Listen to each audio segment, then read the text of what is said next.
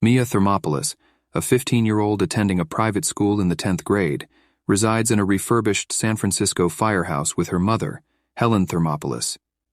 Mia appears quite ordinary and goes unnoticed by her crush, Josh Bryant, and his cheerleader girlfriend, Lana Thomas.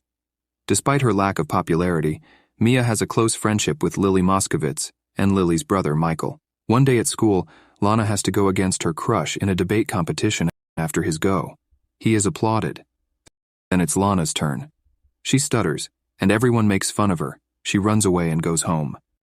A few weeks prior to turning 16, Mia discovers that her paternal grandmother, Queen Clarice Rinaldi of the small European kingdom Genovia, is visiting. Mia meets her grandmother for the first time at the Genovian consulate. Queen Clarice reveals a life-altering secret. Mia's late father was the crown prince of Genovia, making her the sole heir to the Genovian throne. Overwhelmed by this revelation, Mia is shocked to learn she's a princess, and unable to accept it, she flees. Queen Clarice pays a visit to Mia and Helen, emphasizing that if Mia declines the throne, Genovia will lack a ruler. She also stresses the importance of Mia's appearance as their princess at the upcoming Genovian state dinner. Helen persuades Mia to partake in princess lessons under the Queen's guidance. Queen Clarice assures Mia that she doesn't have to make her decision about accepting the throne until the annual Genovian Independence Day ball. As a part of her preparations, the Queen provides Mia with a limousine and assigns her a personal bodyguard, Joseph Joe, who is also the Queen's head of security. Mia's daily lessons with her grandmother become a routine, covering topics like table etiquette, dancing, and personal presentation. Her increased absence from her friend Lily's life causes concern, and when Mia undergoes a makeover from Italian hairdresser Paolo, it triggers a confrontation with Lily. Accused of trying to fit in with the popular crowd, Mia reaches her breaking point and confides in Lily, sharing the truth about her newfound identity as a princess. This revelation transforms Lily's perspective, and Mia makes her promise not to disclose the secret, even to Michael, as the Queen intends to keep everything under wraps until the ball to avoid media frenzy. Despite efforts to keep it a secret, the San Francisco Chronicle discovers Mia's true identity as the Genovian crown princess when Paolo breaches his confidentiality agreement. Though frustrated by this breach, Queen Clarice remains determined and continues to make arrangements for the state dinner.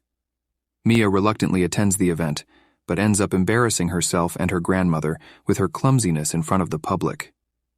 The next day, Mia, nearing her 16th birthday, is eager to get her driver's license. She goes on a test drive with her grandmother, and they even have some fun at an arcade. While driving back to the Genovian consulate, Mia's car experiences a mishap on a hill, colliding with one of San Francisco's iconic cable cars filled with passengers. Fortunately, no one is harmed, but concerned nuns contact the police.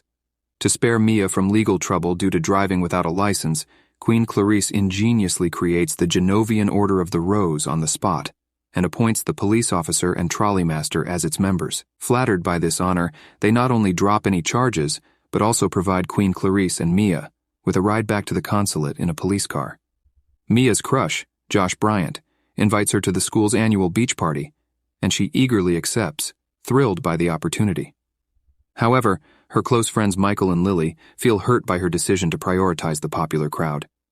Mia's mother offers a wise perspective, noting that Josh's interest only emerged after her newfound princess status, but Mia chooses to overlook this insight. The beach party goes well at first, but spirals out of control when the media arrives, tipped off by Lana. Josh uses Mia to get his 15 minutes of fame by publicly kissing her, after which Lana and her two popular friends trick Mia into undressing in a tent. They remove the tent as she is semi-nude and humiliate her by calling the paparazzi, who snap photos of her covered in a towel. Mia's gym coach shoos off the paparazzi and takes Mia home. Later that night, Mia cries in her mother's arms. The unflattering photos make their way onto tabloid covers the next day, much to Queen Clarice's displeasure.